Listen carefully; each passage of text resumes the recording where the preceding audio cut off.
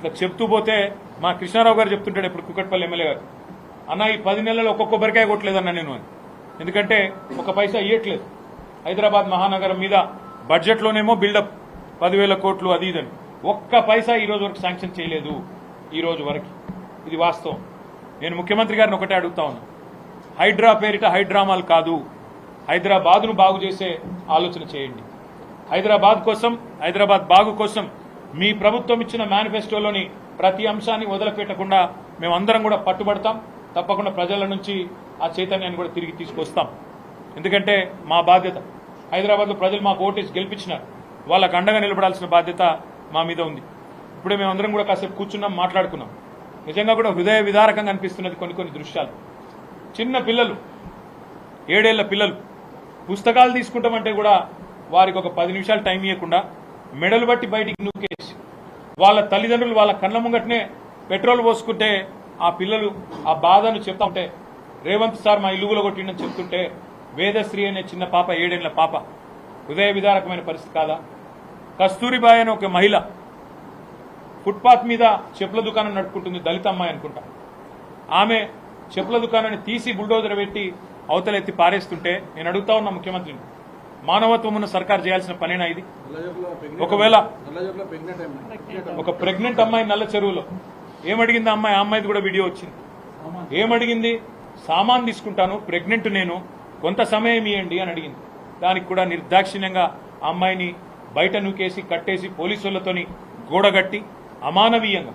నేను ముఖ్యమంత్రి గారిని ఒకటే అడుగుతా ఉన్నా, ఉన్నాయి ఒక మా హయాంలో కాదు, స్వాతంత్రం వచ్చినప్పటి నుంచి ఫుట్పాత్ల మీద ఆక్రమణలు జరుగుతూనే ఉన్నాయి. ఎవరుంటారండి ఫుట్పాత్ల మీద? ఫుట్పాత్ల మీద ఓ బజ్జీల బండో, ఓ ఇడ్లీ బండో, ఒక చెప్పుల దుకాణమో టేలానో నడుపుకుంటోళ్ళు ఎవరు? ఏ దిక్కు లేకపోతే సొంతంగా తమ కాలం మీద తాము నిలబడి నెలకొక 10,000 సంపాదించుకుంటోళ్ళు ఉంటారు.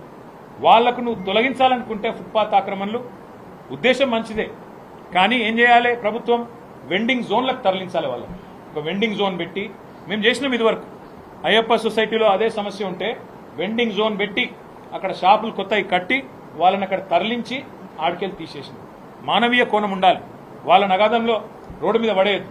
బలిసిన వాళ్ళ కంటే ఇబ్బంది కాదు, కానీ ఇట్లా పేదవాళ్ళకి ఎవరు దిక్కు ఆలోచించాలని కోరుతా ఉన్నా. వెండింగ్ జోన్లు నిర్మాణం చేయండి. ఆక్రమణలు తొలగించే ముందు వెండింగ్ జోన్లు కట్టి వారికి ప్రత్యామ్నాయ పరిష్కారం చూపెట్టి వాళ్ళని తొలగించండి. అదేవిధంగా ఇంకా విచిత్రం, అసలు ఈ ప్రభుత్వంలో కుడి చేయి ఏం చేస్తుందో ఎడమ చేయికి తెలియదు. నిన్నగాక మొన్న చూసిన నేను 3 రోజుల కింద 1,50,00,000 రూపాయలు పెట్టి రిజిస్ట్రేషన్ అవుతుంది. 3.5 రోజుల కింద, 3 రోజుల కిందట. 3 రోజుల తర్వాత ఇంకో ప్రభుత్వంలోని ఇంకో శాఖ వచ్చి కూలగొడుతుంది, ఇది అక్రమం అని.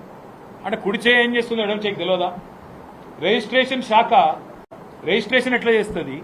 3 రోజుల తర్వాత నీ ఇంకో శాఖ వచ్చి ఎట్లా కూలగొడుతుంది? అది నువ్వు ప్రభుత్వాన్ని నడుపుతున్నావా, సర్కస్ నడుపుతున్నావా?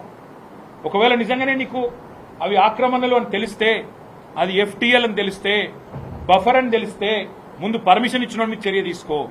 కొనుక్కున్నోళ్ళ మీద కాదు. పర్మిషన్ ఎవరిచ్చిండు, ఎట్లిచ్చిండ్రు, తప్పు కాయిదాన్ని ఎవడు గుట్టిచ్చిండు, వాళ్ళ మీద చర్య తీసుకో. దమ్ముంటే ఆ పని చేయి. రెండోది, ఇప్పుడు ఇల్లు కూలగొట్టినావు. 1,50,00,000 మొన్న రిజిస్ట్రేషన్ చేసుకున్నారు, ఇప్పుడు ఇల్లు కూలగొట్టినావు. ఎవడు కడతాడా పైసలు? నష్టపరిహారం ఎవడిస్తాడా కుటుంబానికి? నీ ప్రభుత్వం ఇస్తుందా, బిల్డర్ ఇస్తాడా? ఆ తీసుకున్నాడు మంచిగానే ఉంటాడు.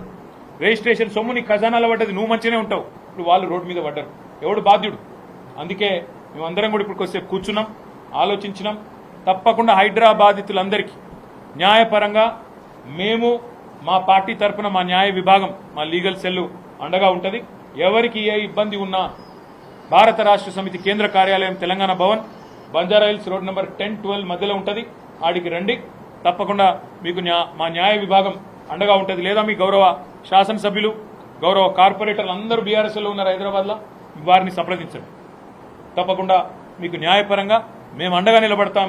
చట్టాన్ని, న్యాయాన్ని గౌరవించాలని ప్రభుత్వానికి న్యాయస్థానం ద్వారానే చెప్పిస్తామనే మాట కూడా నేను విజ్ఞప్తి చేస్తా ఉన్నాను. ఇంకొక మాట కూడా నేను అడుగుతా ఉన్నా ఈ ముఖ్యమంత్రిని. ఒక ప్రతిపక్షంలో ఉన్నప్పుడు ఒక మాట, ఒక్క ఇల్లు కట్టలేదని మాట్లాడింది ఆ రోజు, డబుల్ బెడ్రూమ్ ఇల్లు. ఆ రోజు మంత్రిగా శ్రీనివాస్ యాదవ్ గారు ఆయన దగ్గరుండి నేను చూపెడతా నువ్వు రా అని చెప్పి ఆనాటి శాసనసభాపక్ష నాయకుడు బట్టి విక్రమార్క గారిని తన కారులో ఎక్కించుకొని వివిధ సైట్లు చూపెట్టి చెప్పిండిగో కట్టిన మేము చూడు అని. ఇవాళ అదే ప్రభుత్వం మేము కట్టిన ఇండ్లు